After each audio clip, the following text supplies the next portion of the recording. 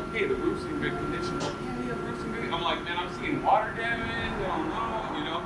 And they're like, oh, we got it all repaired. You know, we're good to go. You know, and I'm like, all right. So we moved in here about 4 months in. We had bed plugs right over the press. Took out 2 heads. You know, so we were down for a little bit there. We had the repairs. You have all the space that had to happen right above. No, it happened everywhere. I mean, the press got hit, but like there was probably like 6, 7 spots that like just they can't get. No. What is this front room here? That's actually our showroom that we don't use. You know, it was a blessing in the pandemic where you had an excuse not to let people into your showroom. You know what I mean? Like. So is this generally where people come in? Yes, that is. And we did build out the showroom. However, you know, the clients that tend to walk in are the ones that are least prepared with the smallest orders. So, right. You know, we really did appreciate the pandemic with that, like, stay away scenario, you know. We encourage people as soon as they come in, we have the cards right here. You know, we're just like, here's a card, email us all the details. You know, if you don't have it ready, you will by the time you shoot that email off. Right, right. That's awesome. But you know, is this just all printed stuff? Or yes, you kind of... everything here is, we kept it kind of as samples, but everything is printed. You know, there's mostly simulated process in here, a couple spot colors, some puff. You know, we do a lot of work for talent, you know, some local artists. I open right up to a panda. Yeah. We're big Lego fans here. Got our little Lego print shop that we set up here just to kind I of saw keep that on people Instagram. entertained. You had like it was like a very first photo or something. Was it you guys? One of the early ones. We did a little stop motion with that. Oh really? Yeah. No, it's a pretty funny stop motion of somebody printing an actual. The crazy shirt. part is you just had to like make it up yourself, like the auto, right? Yeah, you know, honestly, the hardest part was finding the blue to match the M&R colors. You know, like you can find the pieces to make whatever you want, but if you're going. That's our little water cooler, you know, and fridge that you go into. You know? Got a washout booth, compressor, screen room. I see that, yeah. You know? Heat press. Heat press, you know. Doing it right. That's super awesome. Is this where you're sitting most of the time? No, we don't ever use this actually, just to print film, to be honest. We're such a small shop that like we sit on our computers at the end of the belt in case there's anything that needs our attention. Yeah, no, it's... You know, normally we're a 4-person shop. We let somebody back into the workforce on Friday, you know. Right now it's just me, my wife, and my press operator / future partner, Joel, back there. So we'll sit there on our computers. You know, one of us will have our computers next to us. Like if it's me, I'm doing the artwork. If it's her, she's answering emails. Right. We catch shirts, and then, you know, in between jobs, I'll push back to the screen room and shoot. It's smart. It makes total sense. I mean, you got to get creative, and you got to be willing to wear a bunch of hats when you're a small shop at the beginning. You know. The 4th we had was just somebody that washed screens, caught for us when we didn't, you know, get the chance, and then mixed inks, things like that. I feel like that's one of the things that you kind of eventually, like that's the next thing you guys would need is somebody that just does like clean screens, coat screens, burn screens, tape screens. Right now it's me after hours. Yeah, that gets old. And yeah, no, it's very old. We're gonna post something soon to try and get somebody in here to like wash screens. But literally, if I had somebody that like had a decent, you know, job history that walked up right now looking for a job, I'd pull them in right away. Be like, yes. Yes, yeah, please, thank you. You guys using the manual quite a bit?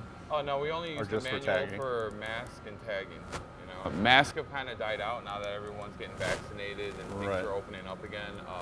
Did you adopt into that basically when it first came out? When everyone closed during the pandemic, we went right to mask making and mask printing just so that we, in case the city ever gave us trouble, like, hey, we're essential business. Right, we're printing masks. We're printing masks for people. So that was kind of our in back from when everybody closed down to stay open just in case. And we didn't know exactly what the rules were. I think everyone was kind of winging it at the time. Right, yeah. But we had at least a backup plan where we were like, you know, we are trying to help for the pandemic and get masks out there. So we bought a couple mask pallets, but mostly we use it just for relabeling. I mean, these are all built super, super solid. Yeah. It's sturdy.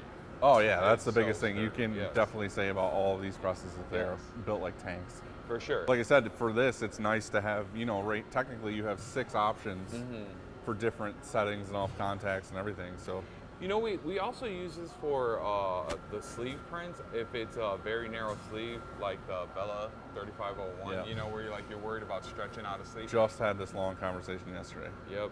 So I mean, like that's also another good use for your manual in an auto shop. So how long ago did you get the auto?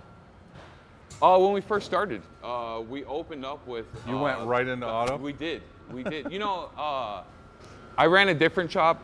They were a workhorse shop, you know, so when we started, went full M&R, and I was like, we came into it with clients, you know, so I was That's like, nice, yeah. I need to be able to produce what they need, and they do high volume, you know, so I didn't want to be sitting there doing 400 shirts On a manual, yeah. It's not gonna happen. Yeah. Well, the thing is, too, is it's that magic, I don't know what it is, but just putting it into the universe where if you buy a bigger press with higher color counts, all of a sudden you get a ton of customers that are asking for higher color counts. Yes. It's like we bought our Gauntlet 3 a couple of years ago, and it was like, as soon as we got it, I feel like every job that came in the door was like, oh, it needs to be 12 or 14 color print. For sure. Is this your AC over here? This is, you know, so like it would be a fortune to run an AC unit in here. Plus, it's not my building, so I'm not investing. Oh, in yeah. it. You know, we're on our 5-year lease, so we're not trying to put that kind of money in here. But, you know, the person that has to work the hardest should stay the coolest. You know what I mean? Yeah. So we blast the AC here as a single. So is that AC. just going to him, basically? Yeah, pretty much just going to him in an angle that like he might not even You don't have need it on now. right now. No, it's nice now. But it goes to him, and he's real meticulous on how he positions it, because he's like, I need it to hit me, but not move my shirts. You know what I mean? Well, like, yeah, it's funny, like Randy, when he runs our press, he has the fan on the floor, and he just blows it at his legs. Yeah. And you're printing the printer's dream right now, white tees. Oh, I know. We always joke about making a shop that's called like one hit, that's it, and it's just white ink or black ink on heather gray tees. Look good. Yeah, they look really good. Have you guys printed this one before?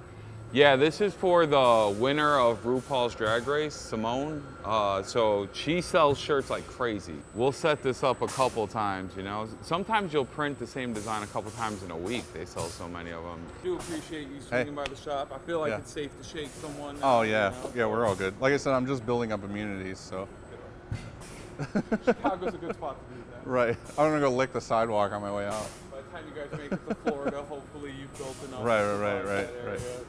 You get a little touch of here, a little touch here. Yeah. Well, again, thanks for letting us in. Hey, thanks, man. Yeah. We'll see you guys around.